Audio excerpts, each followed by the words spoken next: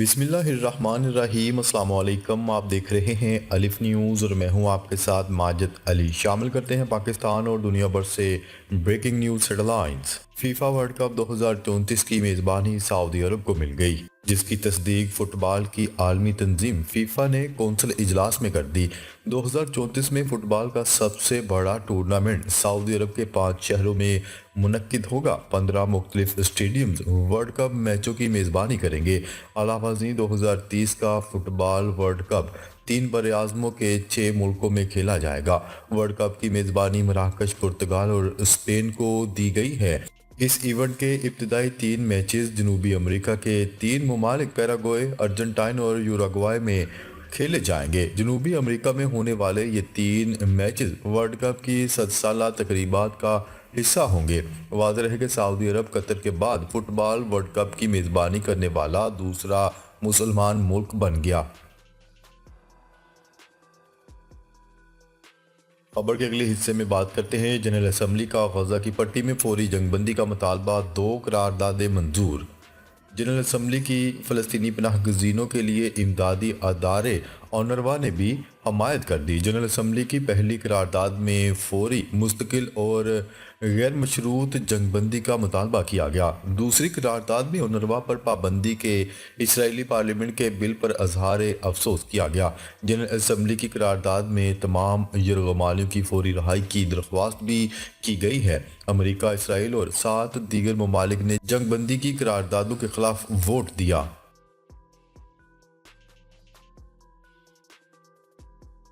خبر کے اگلے حصے میں بات کرتے ہیں۔ ڈونلڈ ٹرمپ نے چینی صدر شی جن پنگ کو تقریب حلف برداری میں شرکت کی دعوت دے دی۔ امریکی میڈیا کے مطابق نو منتخب امریکی صدر ڈونلڈ ٹرمپ نے کامیابی کے فوری بعد چینی صدر شی جن پنگ کو دعوت دی تھی۔ میڈیا رپورٹ نے بتایا ہے کہ ہنگری کے وزیر اعظم کو بھی دعوت دیے جانے کا امکان ہے۔ نو منتخب امریکی صدر ڈونلڈ ٹرمپ 20 جنوری کو صدارت کے عہدے کا حلف اٹھائیں گے۔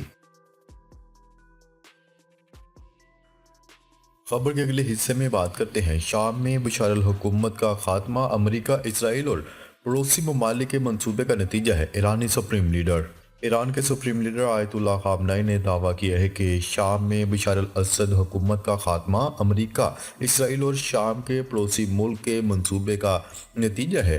ایران کے سپریم لیڈر آیت اللہ خامنائی نے تہران میں خطاب کرتے ہوئے کہا کہ شام میں جو کچھ ہوا اس کا منصوبہ امریکہ اور اسرائیل نے تیار کیا۔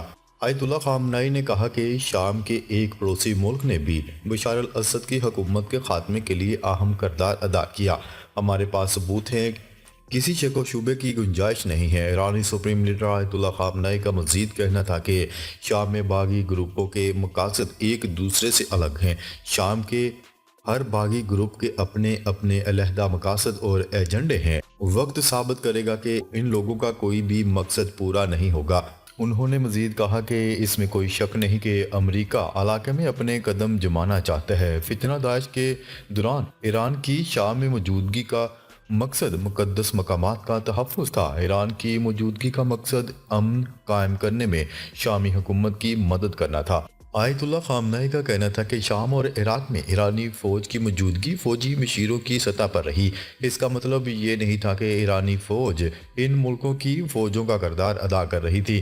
انہوں نے کہا کہ شہید کمانڈر قاسم سلیمانی نے شام کے ہزاروں مقامی نوجوانوں کو ٹریننگ دی تھی۔ خود اسی ملک کے اعلیٰ فوجی حکام نے اعتراض کرنا اور مسائل پیدا کرنا شروع کر دیے۔ شام میں اصل جنگ غیر مقامی رضاکار لڑ رہے تھے۔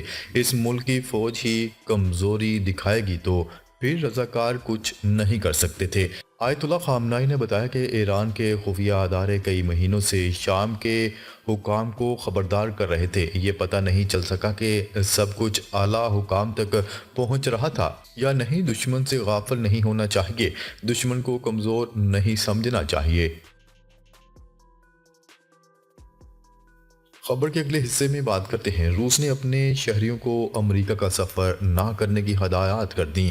غیر ملکی خبرساز ایجنسی کی رپورٹ کے مطابق روسی وزارت خارجہ کا کہنا ہے کہ امریکہ کے ساتھ بڑھتی کشیدگی کے تناظر میں امریکہ کا سفر خطرات سے بھرا ہے۔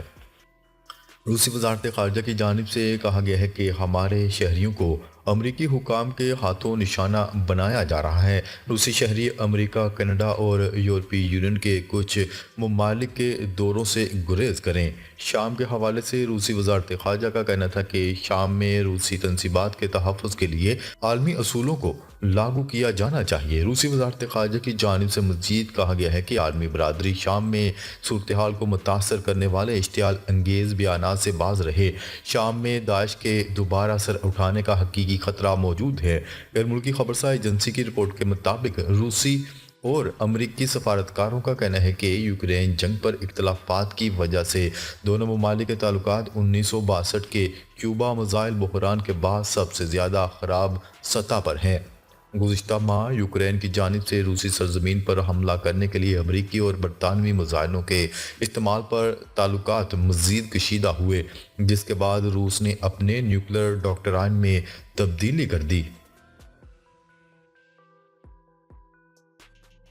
خبر کے اگلے حصے میں بات کرتے ہیں۔ اسرائیلی فوج کے 48 گھنٹے کے دوران شام میں 480 حملے۔ اسرائیل شام کی صورتحال کا فائدہ اٹھانے لگا۔ اسرائیلی فوج کی جانب سے 48 گھنٹوں کے دوران شام میں 480 حملے کیے گئے ہیں۔ سیرین آبزرویٹری فار ہیومن رائٹس نے بتایا ہے کہ اسرائیلی فوج نے شام میں 13 صوبوں کو نشانہ بنایا۔ اسرائیلی فوج نے شام کے کئی شہروں میں اہداف کو نشانہ بنایا اور بمباری کی۔ اسرائیلی فوج نے حملوں میں 15 بحری جہازوں، ہتھیاروں کی تیاری کے مقامات کو تباہ کر دیا۔ غیر ملکی خبرساز ادارے کی رپورٹ کے مطابق اسرائیلی فوج نے شام کے باقی ماندہ فوجی اثاثوں کو تباہ کرنے کا سلسلہ جاری رکھا ہوا ہے۔ اسرائیلی فوج نے حملے کر کے شام کے کئی ریڈار سسٹم اور متعدد ایئر بیس کو تباہ کر دیا۔ اسرائیلی فوج نے دمشق کے قریب القطیفہ کے علاقے میں کیمیکل فیکٹری پر بمباری کی۔ سول ڈیفنس نے بتایا کہ دمشق کے قریب القطیفہ کے علاقے میں کیمیائی مادوں کا کوئی اخراج نہیں ہوا۔ خبرساز ادارے نے بتایا ہے کہ اسرائیلی بمباری کے بعد نقصان دہ مادے کے اخراج ہونے کا خدشہ پیدا ہو گیا تھا، تاہم مادے کے اخراج کی خبریں نہیں آئیں۔ دوسری جانب فرانس نے اسرائیل سے شام کی خود مختاری کا احترام کرنے کا مطالبہ کیا ہے۔ فرانس کا کہنا ہے کہ اسرائیل کو گولان کی پہاڑیوں کو الگ کرنے والے بفر زون سے فوج ہٹانا چاہیے۔ فرانسیسی وزارت خارجہ کا کہنا تھا کہ اسرائیلی اقدامات 1974 کے معاہدے کی خلاف ورزی ہے۔ اسرائیل شامی علاقے سے نکل جائے اور شام کی خود مختاری کا احترام کرے۔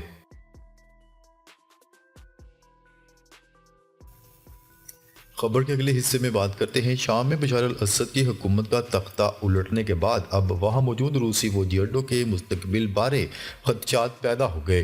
غیر ملکی خبرساز ادارے کی رپورٹ کے مطابق شام کے شہر طرطوس میں روس کا بڑا بحری اڈہ قائم ہے۔ اطلاعات ہیں کہ روس کے بحری جنگی جہاز شامی بندرگاہ طرطوس سے اب نکل گئے ہیں۔ شام کے بندرگاہی شہر لذاکیہ کے قریب روس کا ملٹری ایئر بیس بھی قائم ہے اور یہ دونوں روس سے باہر واحد روسی فوجی مراکز ہیں جو افریقہ اور مشرق وسطیٰ میں روس کی سرگرمیوں کا کلیدی کردار ادا کر رہے ہیں۔ روسی سرکاری میڈیا کی ایک رپورٹ میں کہا گیا تھا کہ شامی باغی گروپ نے ملک میں موجود روس کی فوجی تنصیبات کی حفاظت کی ضمانت دی تھی، تاہم اب طرطوس بندرگاہ پر روسی فرگیٹ اور تیل بردار جہازوں کو سیٹلائٹ کے ذریعے 9 دسمبر کو نقل و حرکت کرتے ہوئے دیکھا گیا ہے۔ سیٹلائٹ سے لی گئی تصاویر کے مطابق روسی جہازوں کو طرطوس سے شمال مغرب میں 13 کلومیٹر کے فاصلے پر نقل و حرکت کرتے دیکھا گیا۔ روسی وزارت دفاع نے اب تک اس حوالے سے کسی بھی قسم کا تبصرہ کرنے سے گریز کیا ہے۔